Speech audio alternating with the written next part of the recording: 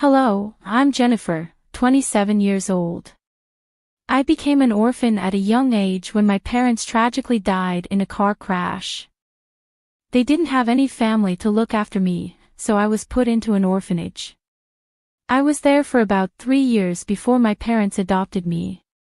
My adoptive parents turned out to be these billionaires, so I had a pretty rich and fulfilling life after that. They didn't want to make my adoption a big deal, so they kept it hushed up. They wanted to do good without it having been broadcast everywhere. When I turned into an adult and had my own place, the two of them decided that they wanted to expand their business further and took to touring Europe in search of opportunities. It was around this time that I met Jack, my now ex-husband. We met in college and instantly liked each other. After a couple of conversations, Jack, a very happy-go-lucky, caring man, made me like him a whole lot more. Our dates led to us becoming an official couple. We had the perfect relationship, although there was one problem. It was no secret that Jack's family did not like me. The first time I met them, Jack and I had just graduated college. He waited to introduce me to his parents until we were both well settled in our lives. By that I mean that we were both working good jobs. Jack had warned me that his parents tended to be a little judgmental when it came to their children's significant others, and he wanted me to make the best impression I could. I didn't mind, but meeting the parents was nerve-wracking for me. By the time Jack introduced me to his parents, we had been dating for a good 4 years. In those 4 years, we also got engaged, so I guessed that in itself was going to be a problem for his parents, considering they never even got to know me as his girlfriend. I remember freaking out about it with Jack the day before we were supposed to meet his parents. "They're going to hate me, Jack." "They won't, I promise you," Jack reassured me. "Do you not think that they'll be shocked to find out that we're engaged?" "Well, yeah, but I don't think it will be that big of a deal." "Are you being serious right now? You were scared about introducing me to them because you know how judgy they are, and you think introducing me as your fiancé is not going to make them judge me even more?" "Look, even if they do, will what they say really matter?" "It won't to me, but I don't know about you. You always seem so careful about them." "I promise you that it won't affect or matter to me at all, Jennifer." "All right, if you say so.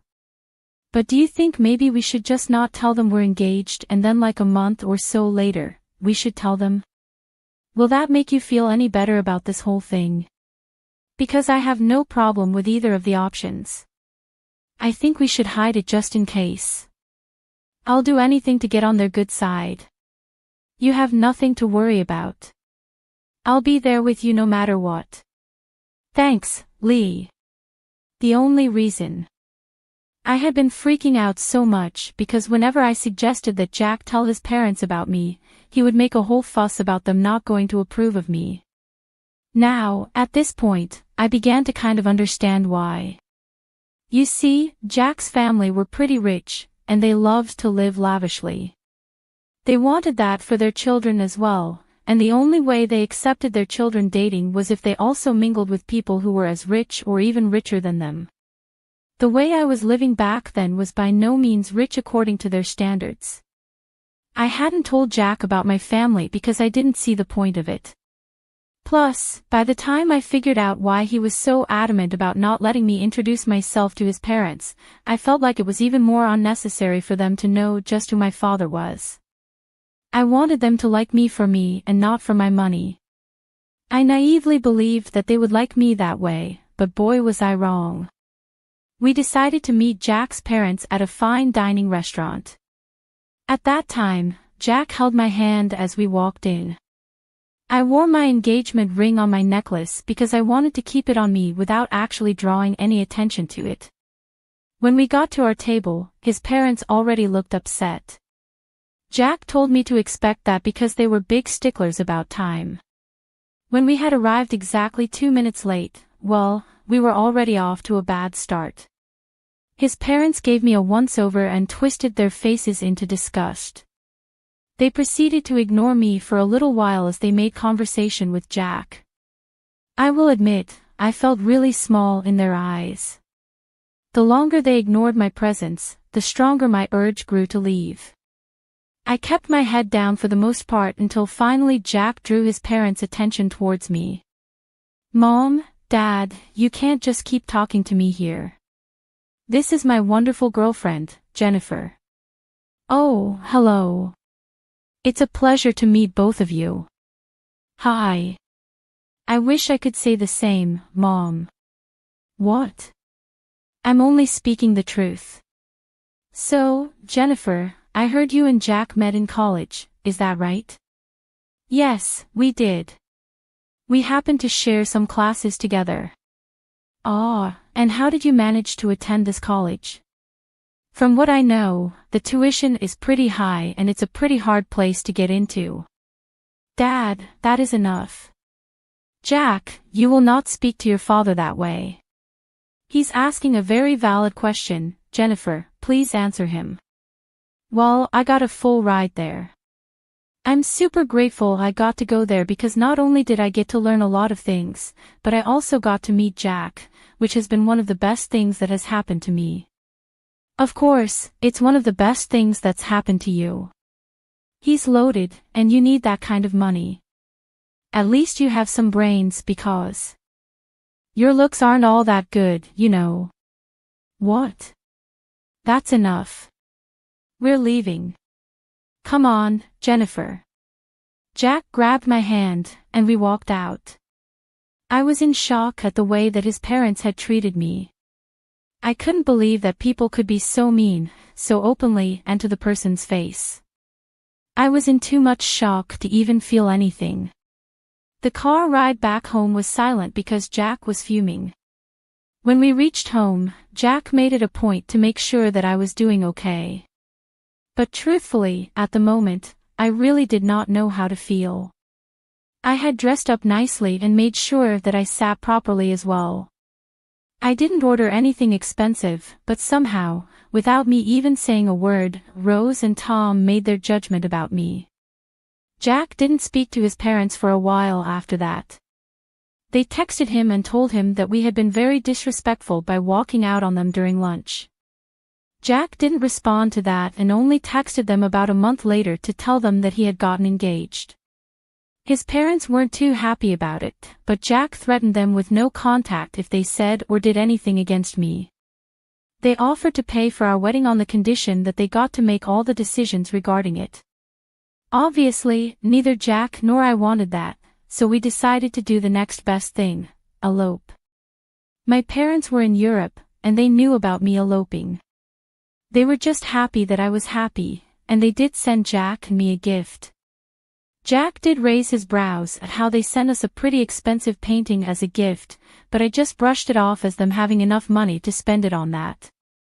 After getting married, we next met Rose and Tom at a party that they had hosted. They invited us to celebrate their anniversary. Truth be told, I was actually pretty happy that they had invited me despite the dislike they held for me. When we got there, I was ignored by everyone. If you think being ignored by 2 people was embarrassing, being ignored by about 30 people was even worse. I hung by Jack's side for the most part, but nobody even tried to talk to me. If I ever did try to speak and make conversation, people would just either look me up and down and walk away, or they would continue talking to Jack as if I never said anything. By the end of the night, I was in tears. I was humiliated and downright disgusted by the behavior that everyone was showing. The crowd had asked Rose and Tom to make a speech at the end of the night, and they got up to make one. By this time, I was tired, and I wanted to go home, but in their speech, they began by talking about how grateful they were to have almost everyone in the room in their lives. That was only the first jab that they threw at me. They kept making many more, which the guests kept laughing at. At some point, I just got up and walked out. I ordered an Uber and went back home. I cried the entire way back home and up until Jack got back home. When he got back, he seemed upset and angry. "Why did you walk out like that? Do you know how embarrassing that was for me?" "What? What are you talking about?" Don't play dumb with me right now, Jennifer. I had to endure my parents yelling at me and a lot of the guests pitying me for being with you. Are you serious? What about how embarrassing it was for me? Oh, come on, Jennifer. You could deal with it for one night. It was my parents' anniversary, for God's sake. I was ignored by everyone, and your parents chose to make even more fun of me in their toast. How do you possibly expect me to be okay with something like that? I'm not saying what they did was right, but you could have just lived through it. I would have spoken to them about it after. What would that have done for me? I don't like being put in positions where I'm only being humiliated. Everyone was laughing at me. You've never been in that position before, so it's easy for you to talk about this like it's no big deal. My parents expect an apology from you. I want one too. I'm afraid that I won't be doing that. I'll only do that if they give me one too. Ask for your apology. I see no reason for apologizing to you. You always stood up for me. I don't see why this is any different. This is very different because, unlike before, you humiliated my family in front of all guests, and your parents humiliated me, your wife, in front of all their guests. Maybe my parents were right about you. You're impossible. With that, Jack went to sleep in the guest bedroom. I couldn't understand why he had a sudden change of behavior. Was it really that bad for him? After I walked out, he was always the first person to stand up for me, especially considering the fact that I was usually bored with whatever his parents had to say about me. For me to walk out should have been the biggest signifier of just how bad they made me feel, yet Jack didn't seem to care about that. Jack didn't talk to me for the next week. I also got a lot of texts from his parents calling me ungrateful and an embarrassment. I tried to talk to Jack, but he refused to. Eventually, I decided to give in and apologize to both him and his parents. Even that felt humiliating, but I was willing to go through it because I loved Jack, and I didn't want this to be the hill I died on. Things after that only got worse for me. Jack's parents retired and spent a lot of their time hosting family dinners. They hosted it once a week, and Jack was always invited. The first time they hosted it, Jack brought me along with him to their house. As soon as I stepped in, the atmosphere in the room got awkward. Rose was busy getting ready, so she didn't see me immediately, but Tom and the rest of Jack's siblings awkwardly glanced at me. They didn't talk to me, and Jack left me to stand by myself while he caught up with the rest of his family. When Rose came downstairs, she saw me and practically flew over to me in rage. "What are you doing here?" "Excuse me." "No, I will not excuse you. What are you doing in my house right now?" "Well, you invited us for dinner." "Wrong. I invited Jack because it's a family dinner. I'm Jack's wife, so I'm a part of this family, am I not?" "Absolutely not. An orphan like you deserves no space in this family." "What? You thought you could hide that detail from us? We do background checks on our children's spouses, and you are not in my son's league whatsoever. I will never accept you here." "Why not?" "That can't be the only thing that determines whether I get to be a part of your family. You're ugly and poor. You'd never fit into our elite circles. Why are you being so superficial?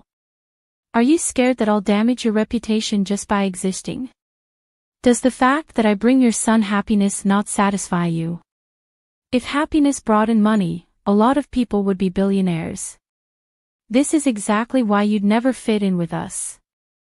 Or maybe I'll just never be as superficial as the rest of you because I value who a person actually is. You never even took the chance to get to know me before casting your judgments on me. I'm glad I don't fit in with you. Jennifer, that's enough. Here's some money. Get yourself an Uber and leave." I stared at Jack in shock as he held out the money. He shoved it into my hands and turned back towards his mother. She smirked at me. I felt tears spring into my eyes as I turned back around and walked out. I was once again crying in the Uber. I didn't understand why Jack had changed so drastically. Was this his way of making up to his parents after the party? Whatever it was, I was hurt and angry at him.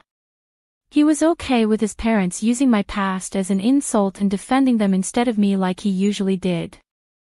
I wanted to yell and scream, but I knew that would only project a worse image of me and prove them right, which is why I walked away.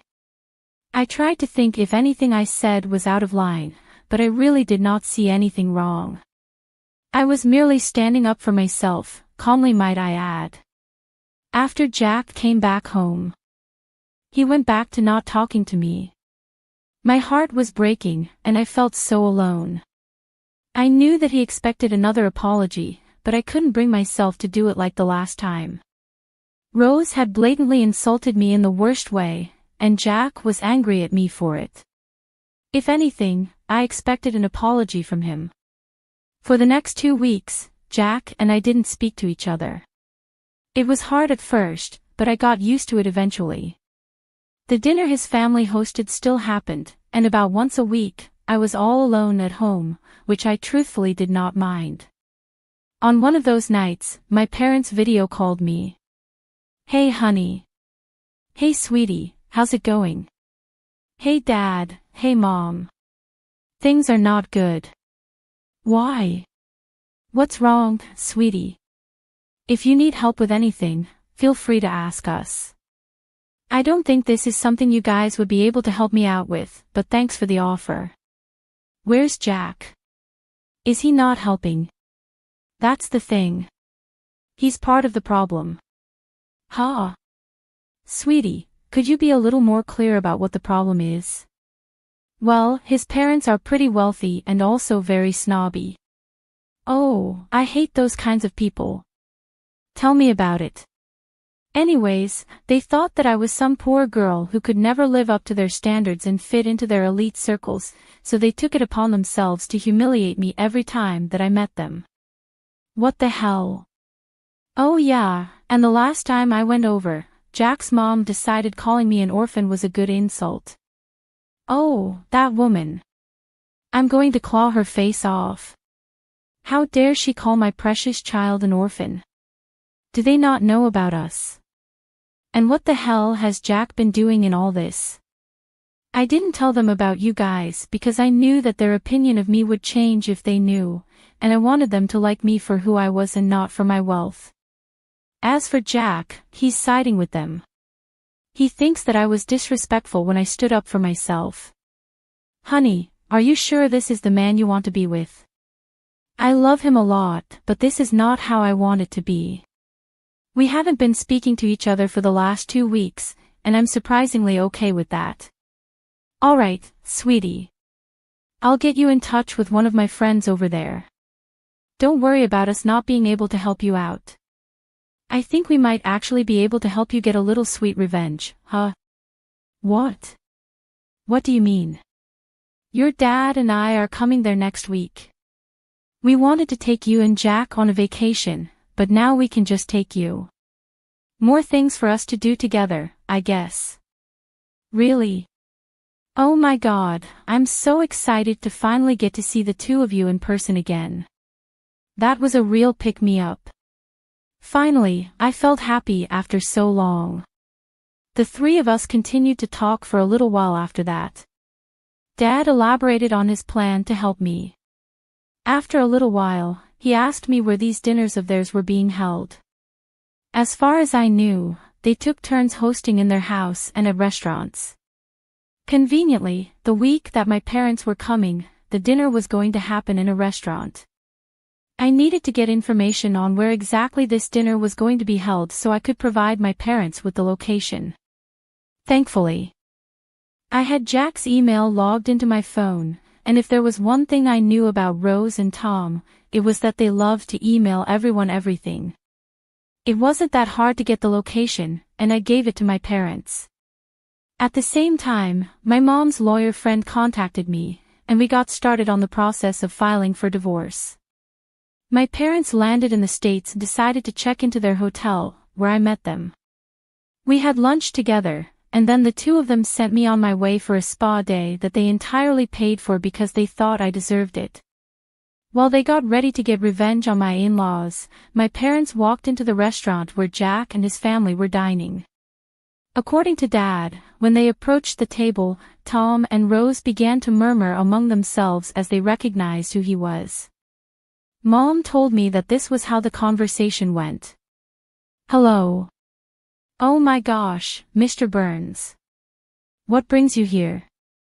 "Oh wow, I just happened to see some familiar faces and I figured that I could drop in and probably dine with you." "Familiar faces? Who are you speaking about, Mr. Burns?" "Well, I see Jack." "Me? Well, hello. A pleasure to meet you. Your daughter has spoken a lot about you. But speaking of my daughter, where is she?" "Your daughter? I'm afraid you're mistaken. I don't think she's here. But she should be, right?" "I'm sorry, Mr. Burns, but we didn't even know that you had a daughter." "Of course I do, and she's married to Jack." "What?" "I'm sorry, but I think you're mistaken. Yes, his wife's name is Jennifer, and she was an orphan." "Yes, I do know that, and that is why we adopted her." "Excuse me. You're her dad?" "Yes, and from what I see, she isn't here. She's been telling me that there have been some problems with her in-laws, but I see what the problem was." "It was you." "No, she was the one who hid this huge thing from us. If we knew, you would have treated her better. She didn't want you to treat her nicely because of her background." "Oh well. She did ask me to hand this over to Jack." My dad handed Jack the divorce papers and walked out.